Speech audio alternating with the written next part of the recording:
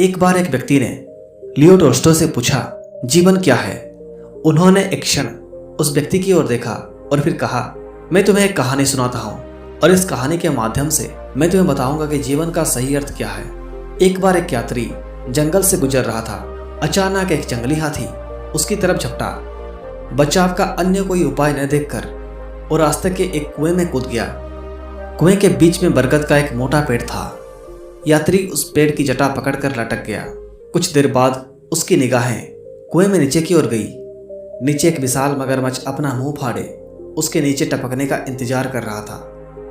डर के मारे उसने अपनी निगाहें ऊपर कर ली। ऊपर उसने देखा कि शहद के छत्ते से बूंद बूंद मधु टपक रहा था। स्वाद के सामने वो भय को भूल गया। उसने टपकते हुए मधु की ओर बढ़कर अपना मुंह खोल दिया और तल्लीन होकर बूंद बूंद मधु पीने लगा। लेकिन ये क्या? उसने आश्चर्यचकित होकर देखा कि वो जटा के जिस मूल को पकड़कर लटका हुआ था उसे एक सफेद और एक काला चूहा कुतर कुतर कर काट रहे थे। प्रश्नकर्ता की प्रश्न सूचक मुद्रा को देखकर टोल्स्टॉय ने कहा, क्यों नहीं समझे? उसने कहा, आप ही बताइए, मेरे समझ में तो कुछ भी नहीं आया।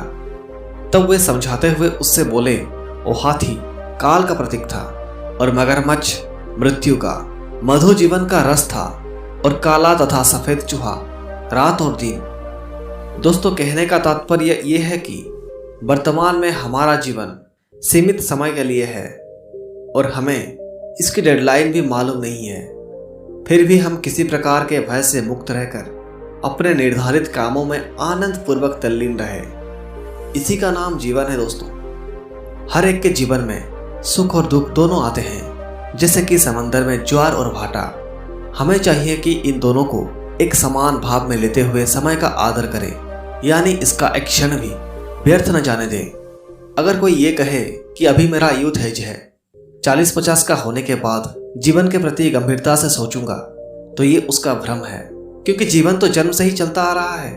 महान व्यक्तियों की जीवनियां बताती है कि व्यक्ति के जीवन का मूल्य उसकी लंबी उम्र से नहीं बल्कि उसकी कृतियों से आंका जाता है।